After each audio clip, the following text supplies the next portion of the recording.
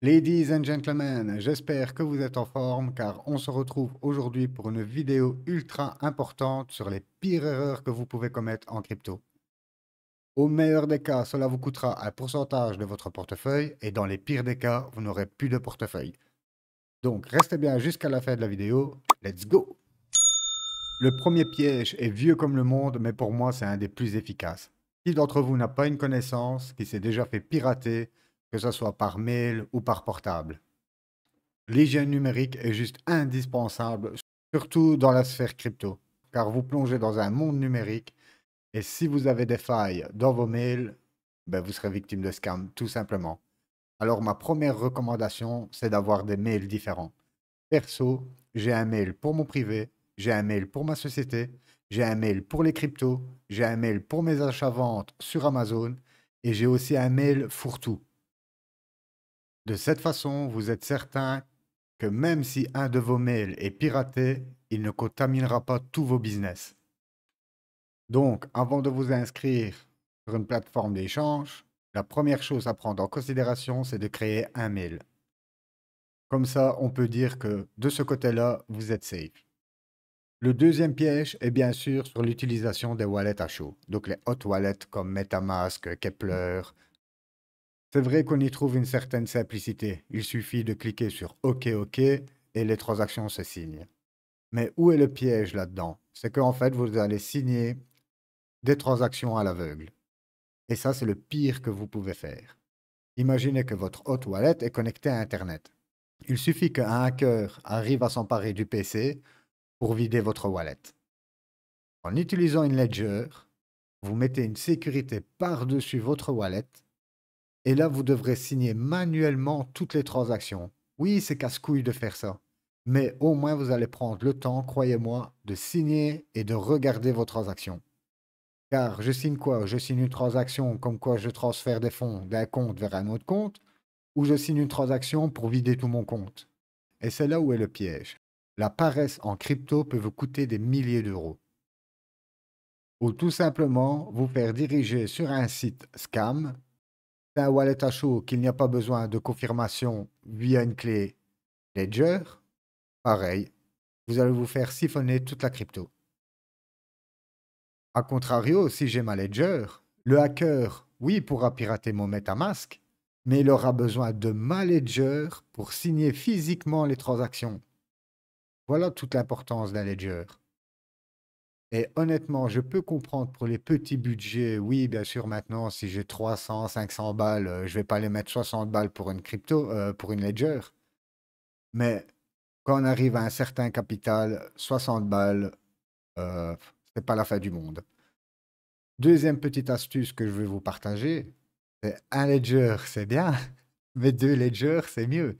Pourquoi? Si vous mettez toutes vos billes dans une ledger, et peu importe ce qu'il arrive, on s'en fout du pourquoi, du comment, mais vous perdez cette ledger, peu importe. Ben, en fait, vous avez perdu tous vos fonds. Si vous avez deux ledgers, vous splittez 50-50. Si un problème arrive, ben, vous perdez que 50% de votre wallet.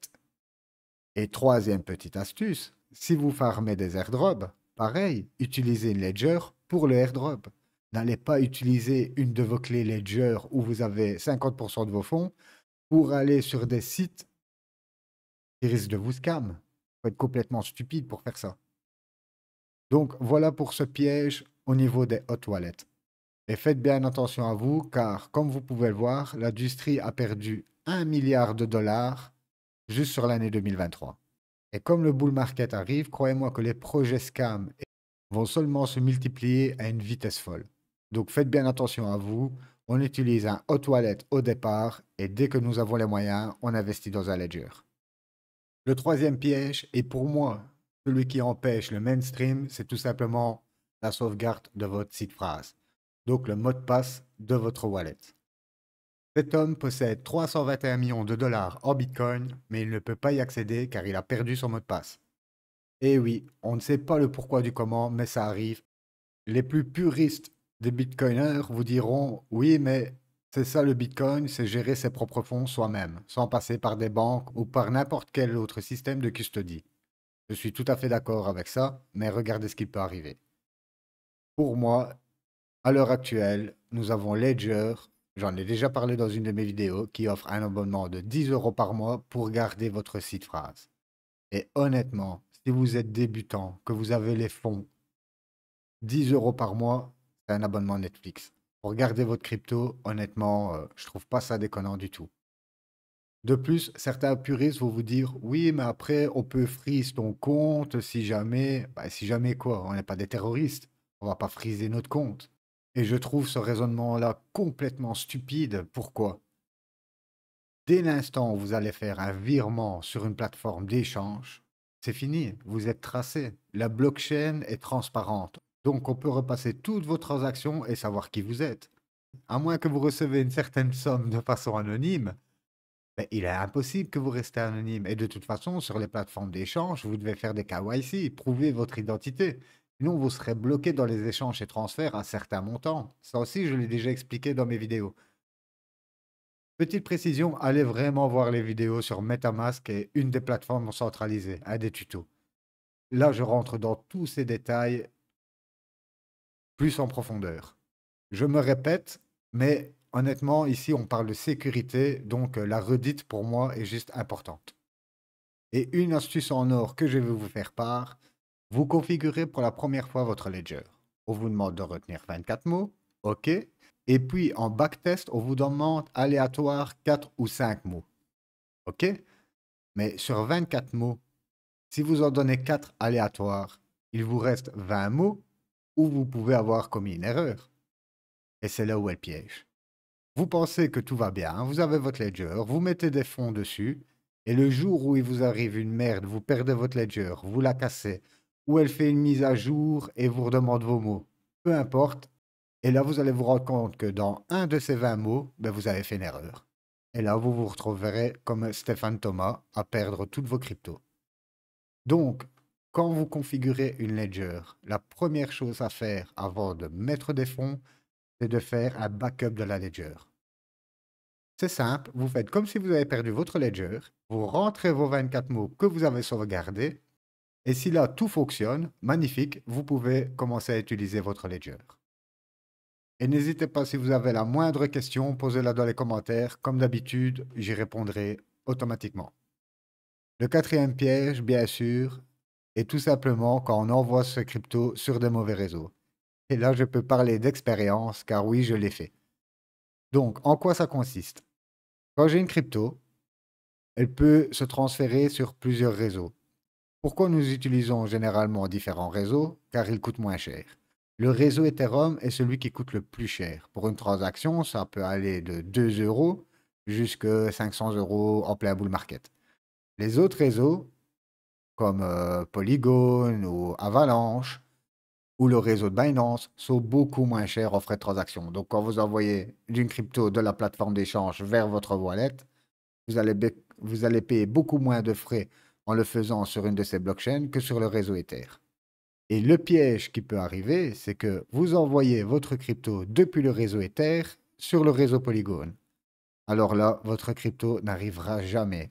Pareil, si un ami vous demande votre adresse pour vous envoyer de la crypto, vous êtes sur Ether, lui vous envoie des cryptos depuis le réseau de Polygon, pareil, vous ne recevrez jamais votre crypto.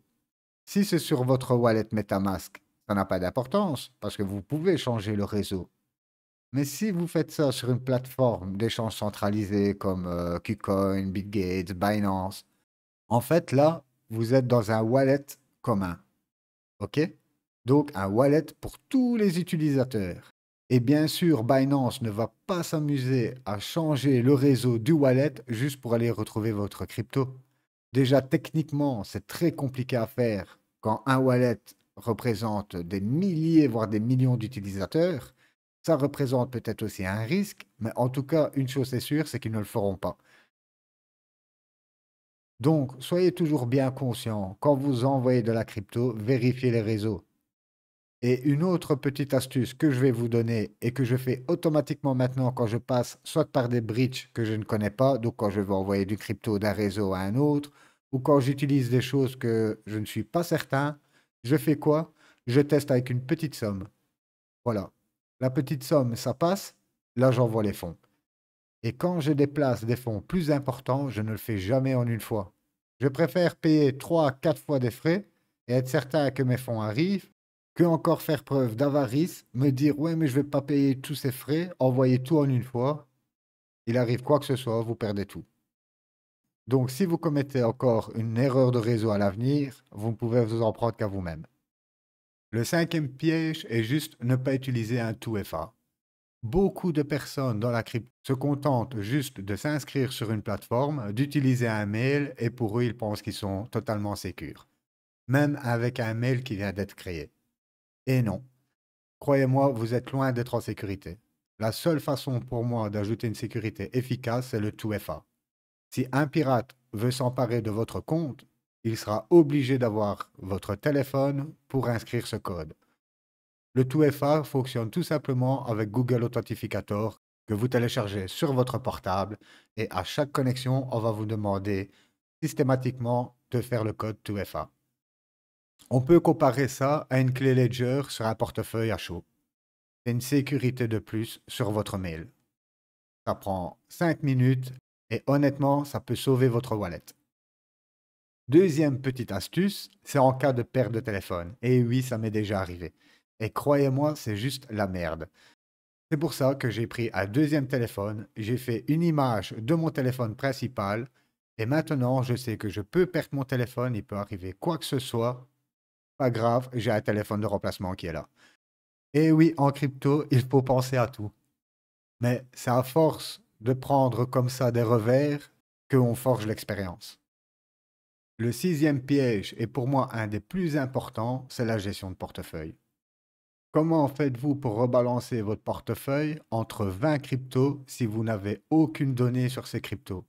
Aucune donnée qui vous permet de voir à combien de profit vous êtes sur cette crypto? Est-ce qu'il est temps de la vendre pour rebalancer dans une autre crypto? Si vous n'avez aucune gestion de portefeuille, pour moi, l'avenir de votre portefeuille est tout simplement voué à l'échec. J'en ai fait une vidéo totalement dédiée à ce sujet, le guide ultime de vente crypto. Donc, allez voir cette vidéo, ça fera un atout primordial pour votre prochain bull market. Et comme d'habitude, je vais vous donner un super tips pour tous les débutants.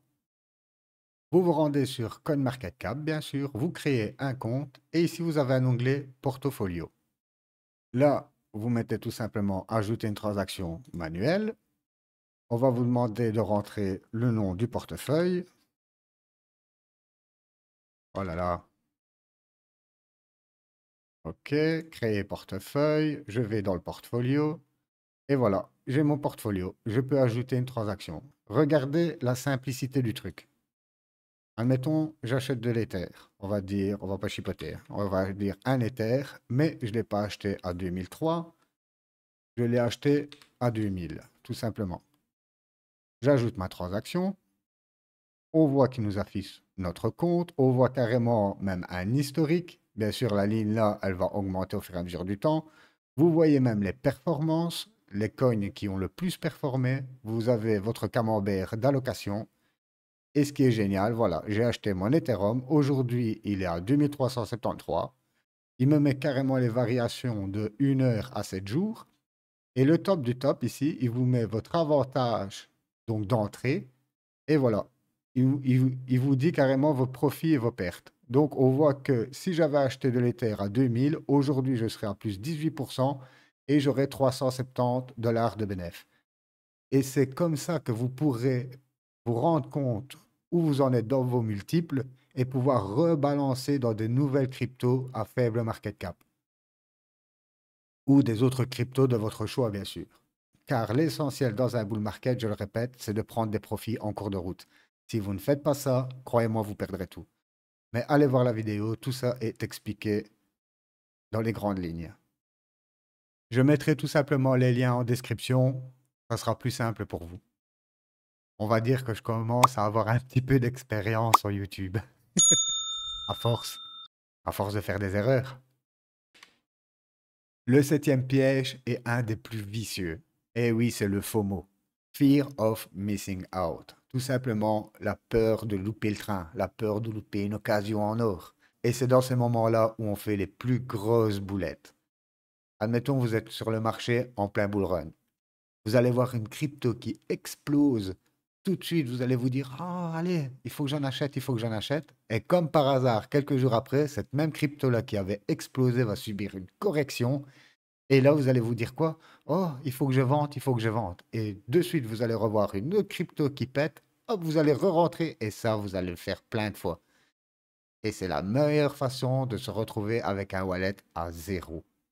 OK?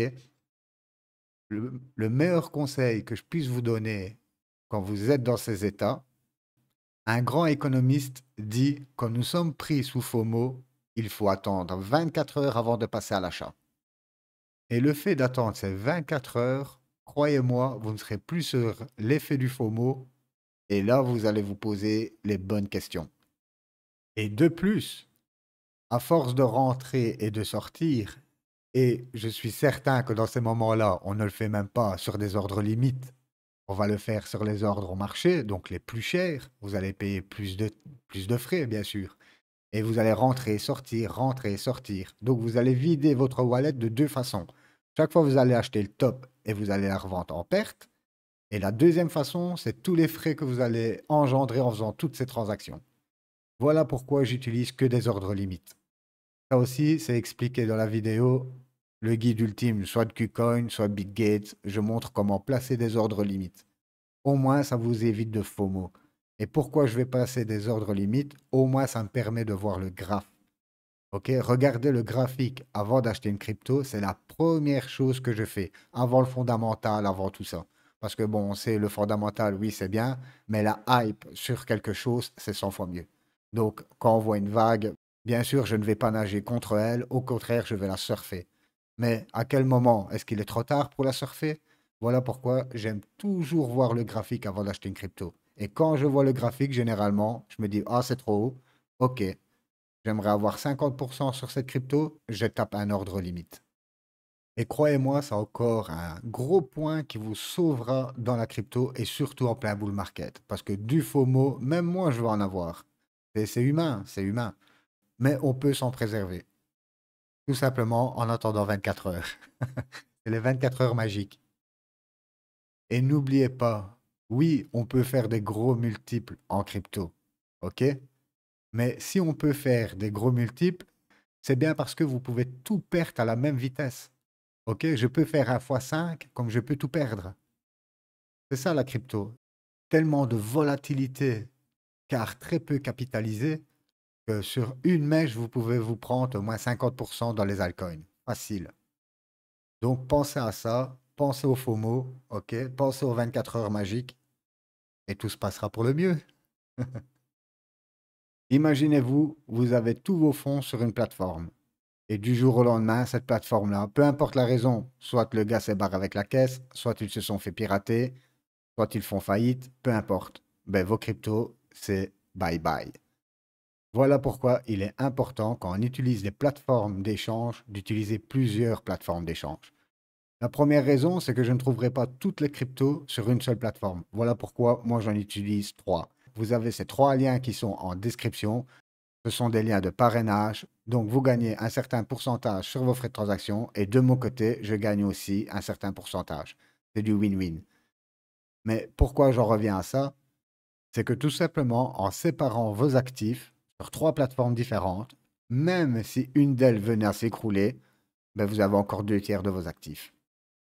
Et pour les nouveaux sur la chaîne, FTX était tout simplement en plein bull market 2021, une des plus grosses plateformes. Tout le monde l'a trouvé génial, tout le monde tradait dessus.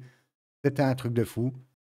Jusqu'au jour où tout s'écroule. Pourquoi? Ben, le fonds prenait l'argent des clients pour aller l'investir ailleurs ou s'acheter de superbes villas ou se faire de superbes soirées auprès des clients de FTX.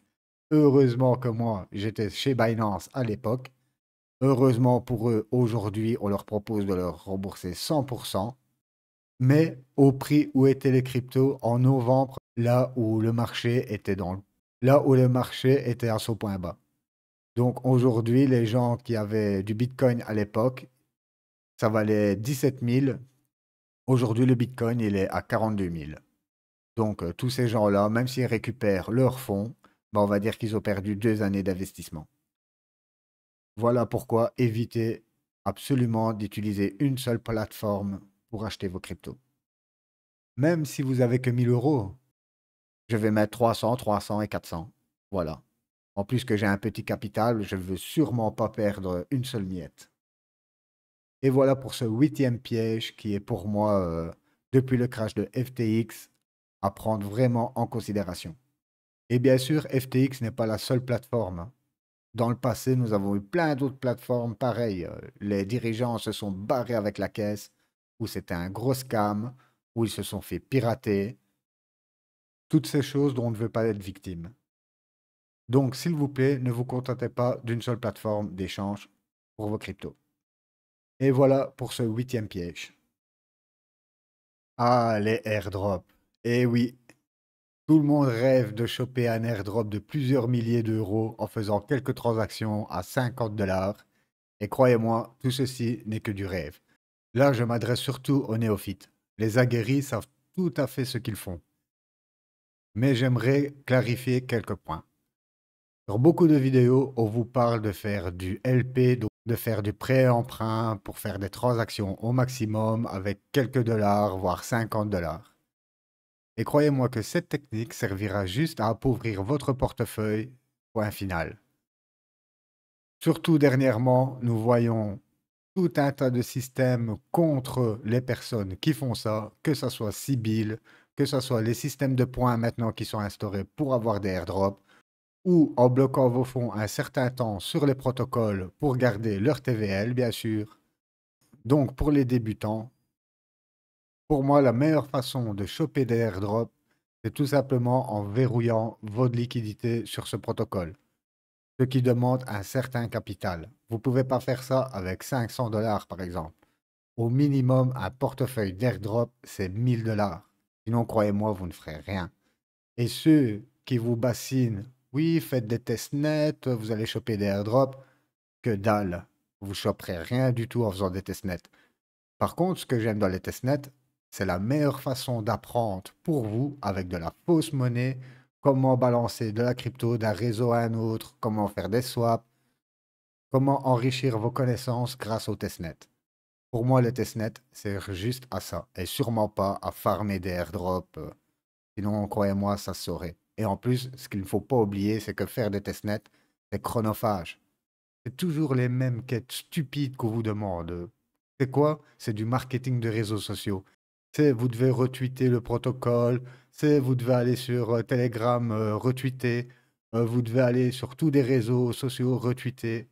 C'est rare, honnêtement, les protocoles qui vous demandent de faire de réelles transactions.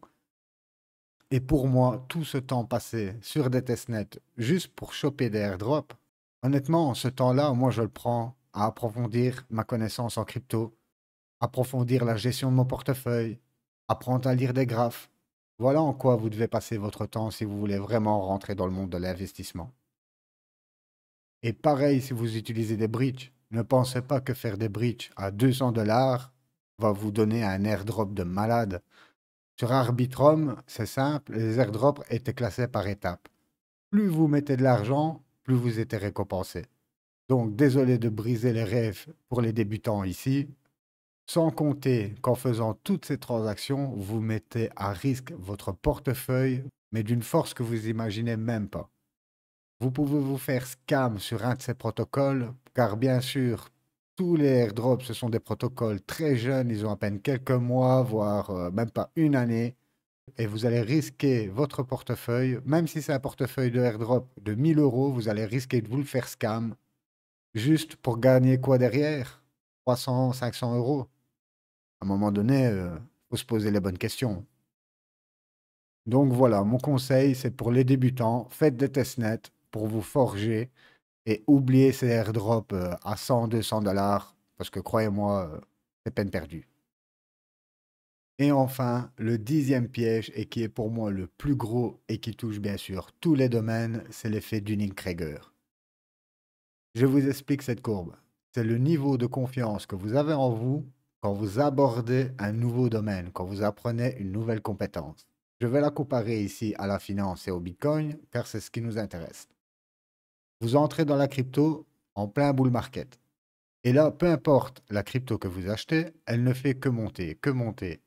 Et là, vous vous dites, ça y est, je suis un génie de la finance, j'ai tout compris, je ne fais que des profits. Et c'est à ce moment-là qu'arrive le bear market et que vous perdrez 80% de votre wallet, voire tout votre wallet. Et vous arrivez enfin dans la vallée du désespoir. Et là, vous vous rendez compte que, en fait, la crypto, ce n'est pas juste acheter et attendre le to the moon. Non, c'est avoir des connaissances en gestion de portefeuille, c'est pouvoir faire un peu de trading, c'est de pouvoir comprendre la blockchain, les fondamentaux, pourquoi on s'en sert.